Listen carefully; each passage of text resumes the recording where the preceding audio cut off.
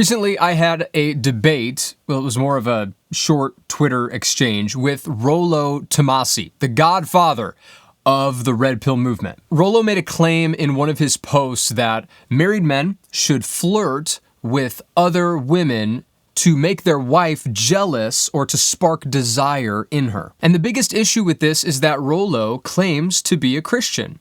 And that's why I responded to this in the first place. If this had been Andrew Tate or anybody from the Fresh and Fit crew, I probably wouldn't have even said anything because unbelievers are going to be unbelievers. People of the world are going to act like the world. I don't care really what they have to say. But when a brother in the Lord starts pushing stuff like this, I think that it needs to be called to attention, especially when it goes against what Scripture teaches. So in this video, I want to just go through this conversation / debate, with Rollo and show how this kind of advice, specifically from him, I'm not saying everything he says is wrong, but this specifically, it just is counter what Scripture teaches us. And this is why it is so important for us to be viewing everything through a scriptural lens. And if you've been around the channel for any amount of time, you know that I've responded to a few Red Pill things before, but I only respond to Red Pill stuff when it's coming from a Christian source. Because again, like I said, I don't care what the world says, what the world does, that doesn't matter to me.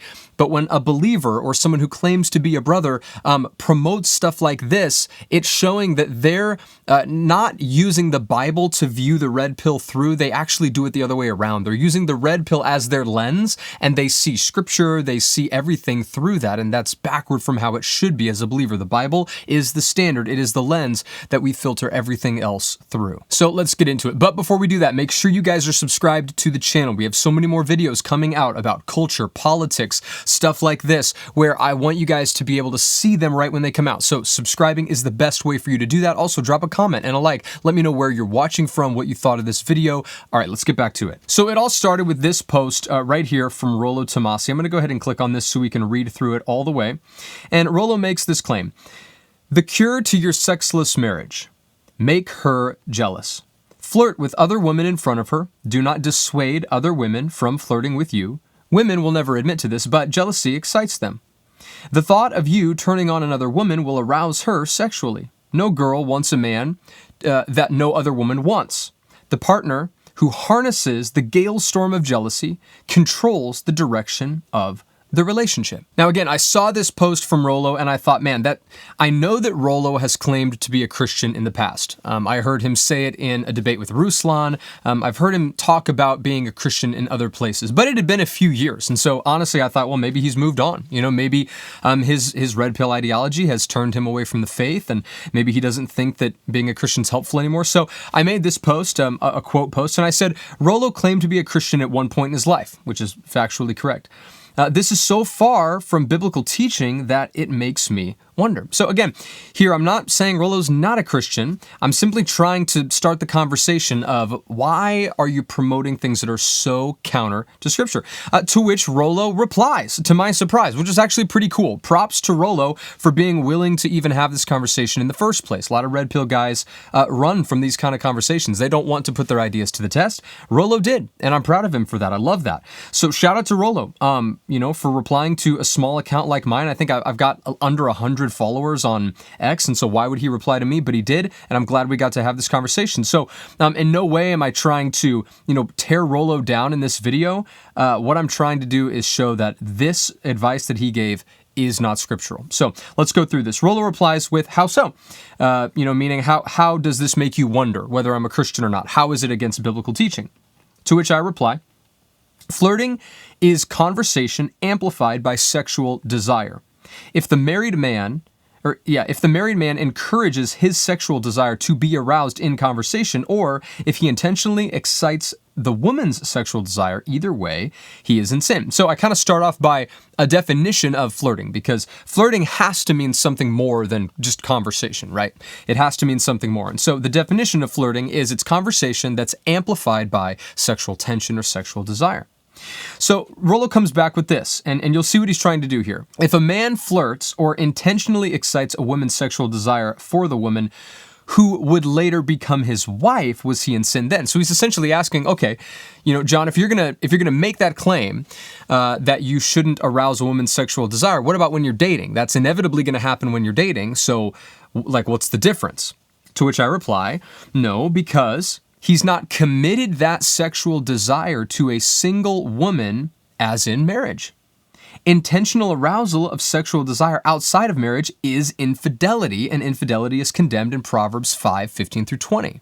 And that is scriptural. So what's really important here is that we don't go, I was tempted at first to start talking about like adultery, but what Rollo's talking about here is not adultery. And it's very important that we don't get those two things confused. Infidelity and adultery are different, but infidelity is what we're talking about here. Infidelity is the intentional fulfilling of your sexual needs outside of the confines of your marriage. This would include masturbation, pornography, and flirting with other women. So I think this distinction between infidelity and adultery is important because a lot of Christians just seem to think that as long as I don't, physically sleep with somebody, then I haven't done anything wrong, But the Bible speaks against infidelity as well. Proverbs 5:15. Let me just read this to you guys here really quick.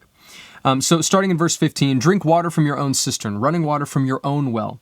Should your springs overflow in the streets, your streams of water in the public squares, let them be yours alone, never to be shared with strangers. May your fountain be blessed, and may you rejoice in the wife of your youth, a loving doe and a graceful deer. May her breast satisfy you always. May you ever be intoxicated with her love. Why, my son, be intoxicated with another man's wife? Why embrace the bosom of a wayward woman? And this is the part I want to focus on down here, is this verse 20 where he says, be intoxicated with another man's wife. That is not just like physically sleeping together. Being intoxicated with somebody else outside of your marriage, that's flirting, that's the lust of the eyes, that's all those things. All of those things are condemned in the Bible. That is all being intoxicated with something that is not your wife. So here I add one more tweet just to add some clarity here. I said, before marriage, lust is still prohibited, but sexual tension, desire will be present. It must in order for attraction to occur. And I think that I think Rollo totally agrees with that. Of course, there has to be some level of sexual tension between a man and a woman in order for there to be attraction. Otherwise, you're just buddies. Otherwise, it's just like your homies, right? There's no sexual tension with your homies. You're just friends and you could be roommates. But in order for it to be something more than that, there has to be some kind of desire or attraction sexually for the other person. So this is fine until you're married, right? And that's when you've pledged that to the one woman now that you are married to. So Rollo replies to this with another question. And he says, if a man intentionally excites a woman's sexual desire, he's in sin. And so Rollo, I want to give him the benefit of the doubt. He's asking a lot of questions, not making a lot of points, and that's fine. This is a pretty popular debate tactic.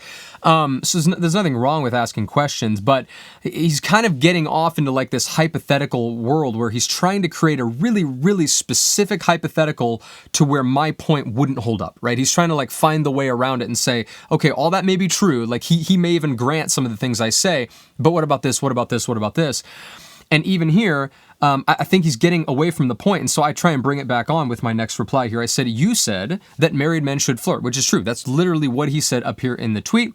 He said, flirt with other women in front of her. The very first line, that's what he's saying. That's what I'm arguing against. I would also agree if a man intentionally excites a woman's sexual desire, he's also in sin, because I'll get to why later. That's kind of the last thing that Rollo and I do. The last few tweets we address this issue. But for now, I want to bring him back onto the actual point here, which is no, men cannot flirt with other women if they are married. That is counter to Scripture.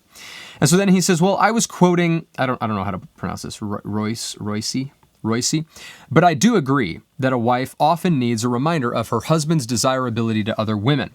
I consider that at least a halfway concession. I think that he's ceasing to argue that point, and he's trying to find another point to argue.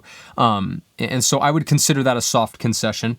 That he's done talking about that point. Now he brings up this hypothetical. If a hot waitress flirts with a husband and he doesn't diffuse it. So you see how he's kind of shifting the goalposts a little bit, which is why I say I think this is like a soft concession, like, okay, what about this? Now he's trying to find a way for my point not to hold up. So this hypothetical, hot waitress flirting with the husband's not doing it. So it's not like what we've been talking about. But he doesn't diffuse it.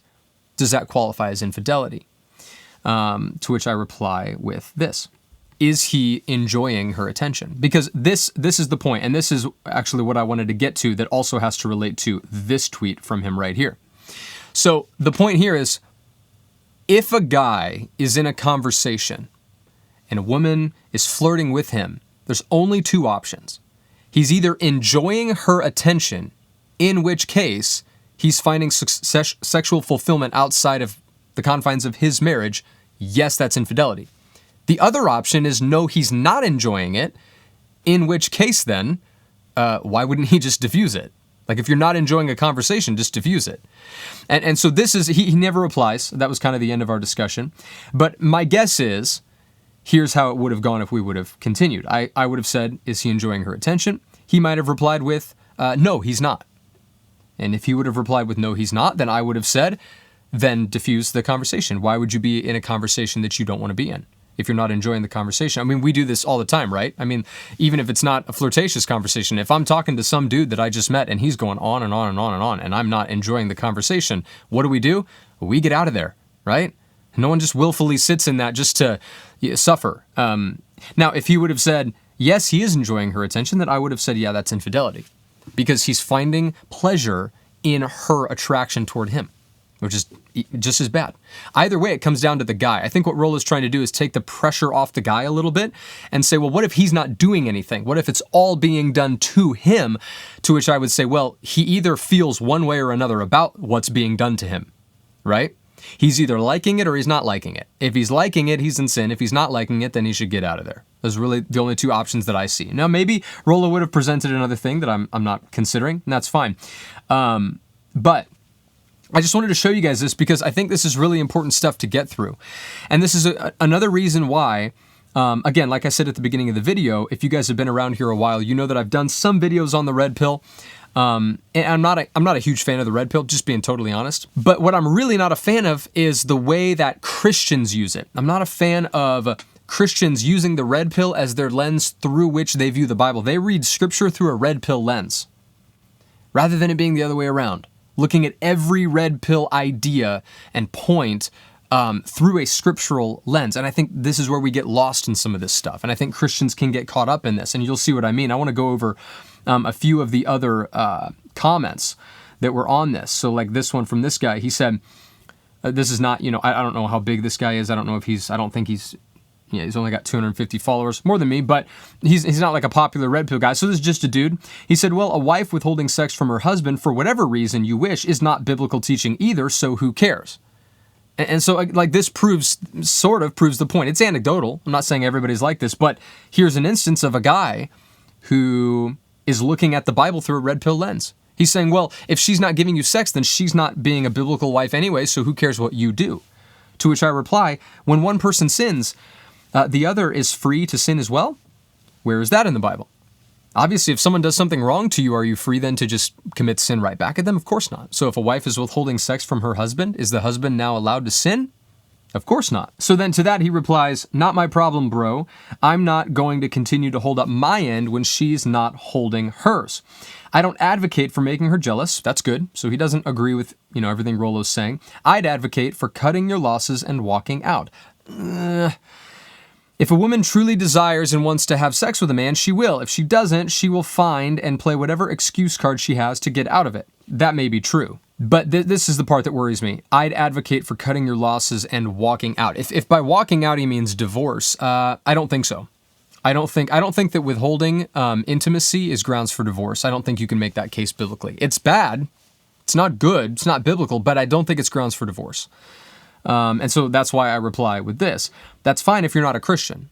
Because I don't know if this guy's a believer. So I said, if you're not a Christian, that's fine. You can have that view. Again, I'm not trying to critique red pill guys who aren't believers. Why would I do that? If you're a Christian, though, that's not okay because the Bible teaches otherwise. Then he loses it. He loses it on me. He says, brother, you're shaming, guilt tripping, whatever, doesn't effing work on me. I don't take any sort of criticism from people like you because it only goes and flows one way.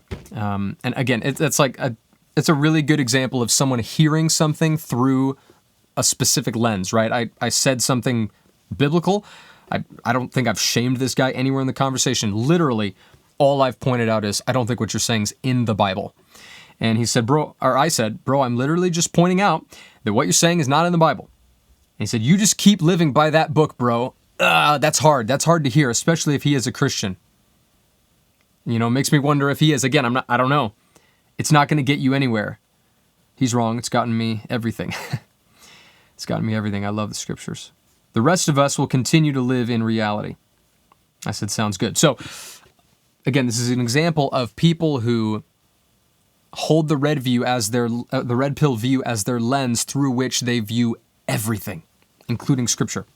There's some other trolls in here too. This one's interesting.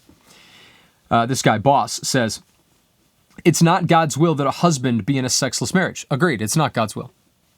It's also not God's will that a husband just remains stagnant while his Christian wife has no desire for him. You're right, that's also not his will. Sometimes God's plan requires action on the part of those who worship him. Sure, fine. But not using sinful means. You don't fix sin with sin, right? You don't fix sin with sin. So I agree. Yes, that's not God's will. That's not God's ideal. This is not what God would want for marriage. God desires more for people's marriages, but you cannot use that as a justification then to sin. And I agree, action should be done, should be taken. But the kind of action that you take matters a lot here. So yeah, shout out to Rollo. Shout out for the conversation. Giving a small creator a chance. I appreciate it. And I hope that some guys got some good value out of reading through our discussion. Maybe cause them to think a little bit more about some of the advice that they're taking, and maybe cause them to look a little deeper into the scriptures to see what's actually biblical. What can I actually partake in as a Christian? And maybe it'll protect them from some pain in the future. So if you guys liked the video, drop a comment. Let me know what you thought. Let me know where you're watching from. And would love to chat with you guys down there. Peace. We'll see you next time.